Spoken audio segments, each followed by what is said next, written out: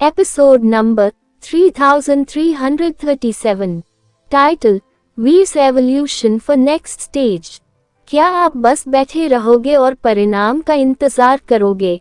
वीर को विश्वास नहीं था कि गॉड चुपचाप बैठे रहेंगे और कुछ नहीं करेंगे और हर चीज का भाग्य दूसरों के हाथों में सौंप देंगे। मैं अपनी किस्मत आजमाने जा रहा हूँ, शायद मैं ही भाग्यशाली निकलूं। गॉड ने पीछे मुड़कर नहीं देखा, वे मुस्कुराए, फिर उनका शरीर अदृश्य हो गया। वीर हैरान रह गया। गॉड ने तो बड़े आराम से कहा था, लेकिन वीर को इस बात का बुरा लग रहा था। गॉड को जाते हुए देखकर वीर हैरान रह गया। उसने सिर हिलाया और बोला, इन चीजों के बारे में ज्यादा सोचना बेकार है, मुझे बस खुद से ज्यादा जुड़ने की जरूरत है। वीर ब्रेक वर्ल्ड के बीस्टों को ढूंढता रहा। वह चाहता था कि उसकी ब्रेक वर्ल्ड की संख्या 100 तक पहुंच जाए, ताकि वह देख सके कि क्या उसके सुपर गॉड स्पिरिट मोड में कोई सकारात्मक बदलाव आ सकता है।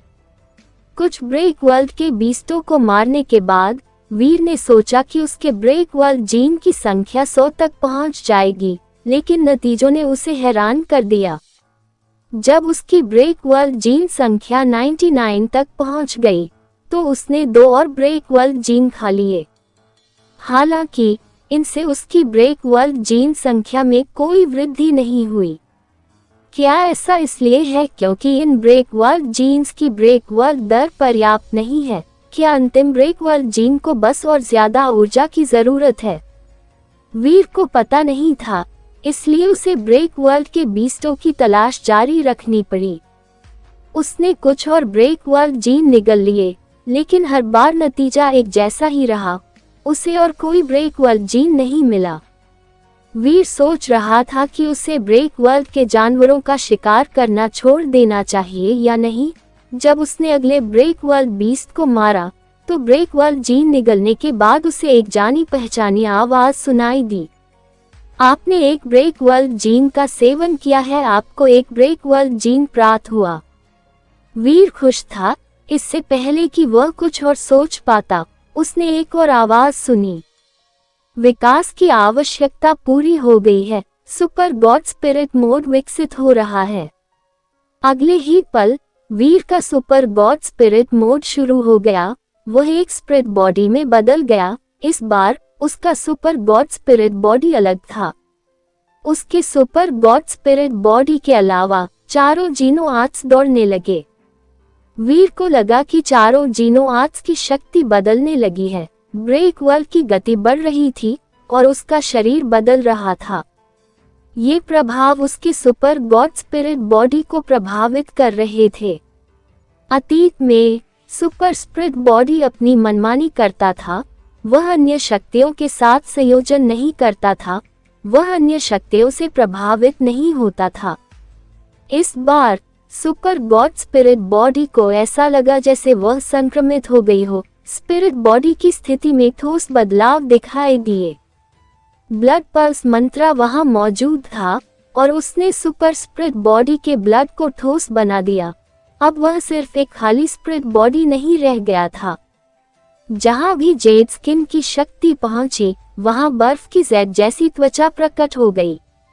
वही प्रोफेसर मंत्रा जहां भी पहुंचा, स्पिरिट बॉडी का हर इंच बदलता हुआ प्रतीत हुआ। द स्टोरी ऑफ जीन की शक्ति ने स्पिरिट बॉडी को शरीर के और करीब ला दिया। वीर को अपने शरीर में बहुत ज्यादा खुजली महसूस हुई। ऐसा लग रहा था जैसे कोई जख्म नए मांस के बनने से पपड़ीदार हो गया हो। दर्द तो नहीं हो रहा था, पर बहुत बुरा लग रहा था। उसे पूरे शरीर में खुजलाने का मन कर रहा था। वीर जानता था कि वह अभी चीजों को खरोंच नहीं सकता। अगर उसने कुछ करने की कोशिश की, तो वह अपने शरीर के विकास की प्रक्रिया में बाधा डालेगा। उसे अपनी इच्छाओं का दमन करना था। ऐसा लग रहा था जैसे उसके पूरे शरीर पर अनगिनत कीड़े रेंग रहे हों। उसके शरीर पर मांस उग रहा था, यहाँ तक कि उसकी हड्डियां भी दिखाई दे रही थीं। अगर कोई अभी वीर का चेहरा देख लेता, तो उसे झटका लग जाता। वीर आधा इंसान और आधा आत्मा था। वह बेहद अजीब लग रहा था। वह नर्क से आया कोई राक्षस लग रहा था। समय बीतता गया। सुपर गॉड स्पिरिट बॉडी का स्पिरिचुअल बॉडी एक साधारण इंसान के आकार में वापस आ गया। वह बिल्कुल सामान्य लग रहा था। वीर को अब भी पता था कि वह सुपर गॉड स्पिरिट मोड में है। उसने उस मोड को कभी नहीं छोड़ा। पहले की तुलना में वीर पहले से कहीं ज्यादा आजाद महसूस कर रहा था। जब वह अपने सुपर गॉड स्पिरिट बॉडी का इस्तेमाल करता था तो उसके शरीर पर कई बोझ पड़ जाते थे। अब वो एहसास गायब हो गए थे। ऐसा लग रहा था जैसे उसका शरीर हमेशा से ऐसा ही होना चाहिए था। जब उसके शरीर का विकास पूरा हो गया तो वीर को आराम महसूस हुआ। उसे लगा जैसे उसके शरीर में कुछ अलग हो गया है, हालांकि कोई अंतर नहीं था। उसने अपनी जानकारी देखी। वीर रहेजा सुपर गॉड बॉडी कुछ नहीं। जीवन काल 3246 वर्ष। वीर जम गया था। एलायंस के सभी मनुष्यों के पास सुपर गॉड बॉडी था, लेकिन उसका सुपर गॉड बॉडी एक सुपर गॉड स्पिरिट बॉडी था। विकसित होने के तुरंत बाद उसका सुपर गॉड बॉडी शून्य हो गया था। वीर ने अपनी शक्तियों का उपयोग करने की कोशिश की, लेकिन उसने देखा कि उसका शरीर अब उसके सुपर गॉड बॉडी का उपयोग करने में असमर्थ था। हे भगवान, ये सब कितना अजीब है। मतलब ये कैसे हो सकता है? मेरा शरीर अब पूरी तरह से अस्त व्यस्त क्यों हो गया है? मुझे लगने लगा है कि मैं अपने शरीर को जितना आगे ले जाऊंगा और जितना ज्यादा विकसित होऊंगा उतना ही पीछे जाऊंगा। क्या मैं अपनी सीमा से इतना आगे निकल गया हूँ कि मुझे फिर से शुरुआत करनी पड़ रही है? वीर उलझन में था। वीर ने अपनी जीनो आर्ट का प्रयोग करने की कोशिश की, लेकिन उसका चेहरा भयानक लग रहा था। उसे ऐसा लग रहा था जैसे उसका शरीर एक असली औसत शरीर बन गया हो। वह इतना धीमा था कि उसे अपने शरीर की हलचल का एहसास ही नहीं हो रहा था। क्या हो रहा है? वीर चौंक गया। उसने कुछ और जीनो आर्ट आजमाए, लेकिन सब कुछ वैसा ही था। चाहे उसने कोई भी जीनो आर्ट इस्तेमाल किया हो, उसके शरीर में कोई एहसास नहीं था।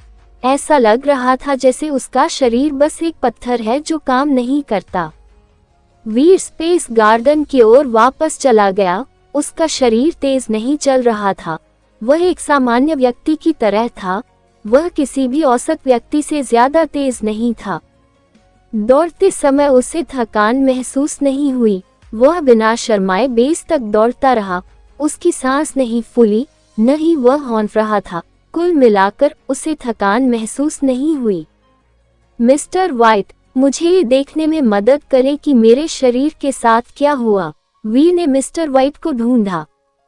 मिस्टर वाइट ने वीर की तरफ देखा और अजीब अंदाज में कहा, तुम्हारे शरीर की हालत देखकर मैं कहूंगा कि तुम ठीक हो। तुम्हें क्या हुआ है? मैं अब अपनी शक्तियों को महसूस नहीं कर सकता। वीर ने मिस्टर वाइट को बताया कि क्या हुआ था। मिस्टर वाइट ने वीर को लिटा दिया। उन्होंने वीर के शरीर का निरीक्षण किया और बताया कि उसका शरीर ठीक है, उसमें कोई समस्या नहीं है। अगर कोई समस्या नहीं है तो मैं अपनी शक्तियों को महसूस क्यों नहीं कर पा रहा हूँ? वीर बहुत उदास था। वह एक ऐसे जादूगर की तरह था जिसके पास कोई एलिमेंट नहीं था। वह अपनी सुपर पावर्स का इस्तेमाल नहीं कर पा रहा था। ये बहुत बुरा लग रहा था। मिस्टर वाइट ने एक पल सोचा और वीर से कहा, मुझे इस बारे में और सोचने दो। जवाब देने से पहले मुझे इस बारे में सोचने दो। तुम अनिका रहेजा के पास जाओ और उसे तुम्हारे पूरे शरीर की जांच करने दो। वीर के पास और कोई चारा नहीं था, इसलिए उसने वैसा ही किया। वह अनिका रहेजा से मिलने गया। अनिका रहेजा ने वीर की पूरी कहानी सुनी, जिसमें मिस्टर वाइट की परिकल्पना भी शामिल थी। ये सुनकर उसकी आंखें चमक उठी। वह वीर को घसीटकर प्रयोगशाला में ले गई। वीर का दिल धड़क उठा। उसे बहुत बुरा लगा। उसने अनिका रहेजा के चेहरे की तरफ देखा। ऐसा लग रहा था जैसे अब उसे हर तरह की अजीब यातना से गुजरना पड़ेगा।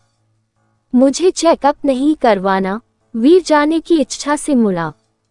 डरो मत, मैं तुम्हारे साथ अच्छा व्यवहार करूंगी। अनिका रहेजा ने सफेद लैब दस्ताने पहन लिए। उसने वीर की तरफ मुस्कुराकर देखा और उसे लैब में खींच लिया। आमतौर पर वीर आसानी से टेलीपोर्ट हो सकता था। अनिका रहेजा उसे पकड़ नहीं पाती, लेकिन इस दिन उसे अपनी शक्तियों का एहसास ही नहीं हो रहा था। वह एक आम इंसान जैसा था। वह भाग नहीं सकता था। अनिका रहेजा उसे तुरंत प्रयोगशाला में घसीट ले गई।